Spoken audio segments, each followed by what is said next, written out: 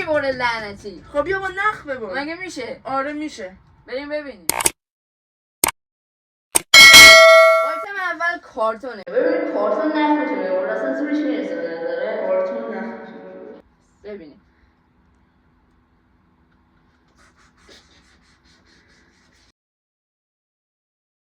خدایی نگاه کن. خدایی داره خوب میبره.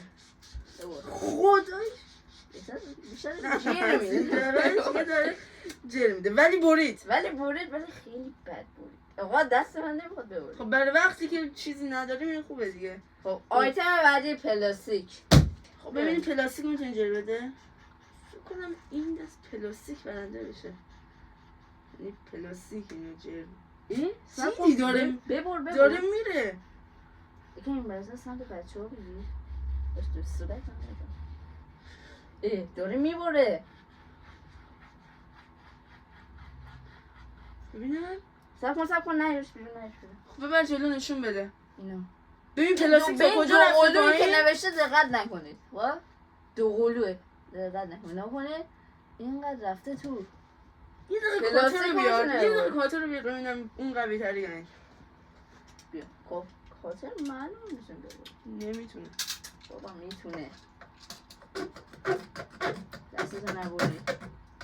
نگاه کن بگیر. نمیخواد دست من میبری. باشه نمیبری. نمیشه. ولی آدم هیچ وقت خاطر نمیاد اینطوری ببره.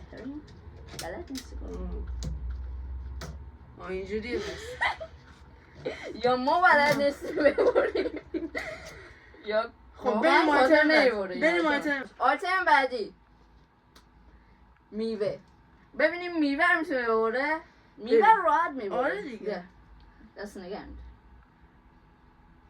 ای منم تو همه چیز برنده هم برنده هم.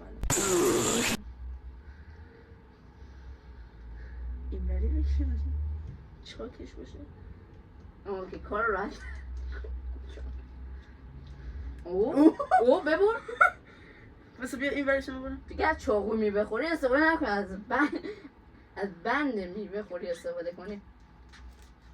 باشه هستشو نمیخوایم. نگاه کن یه دقیقه نکش بیرون.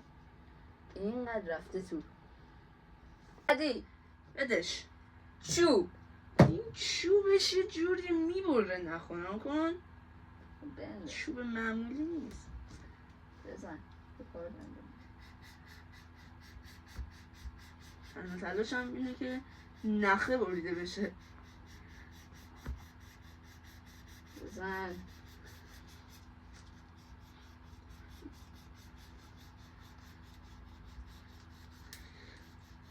این صداهایی داره میاد. میخوای بیا من کمکت کنم یه طرفشو بده من. داش یه طرفشو بده. خب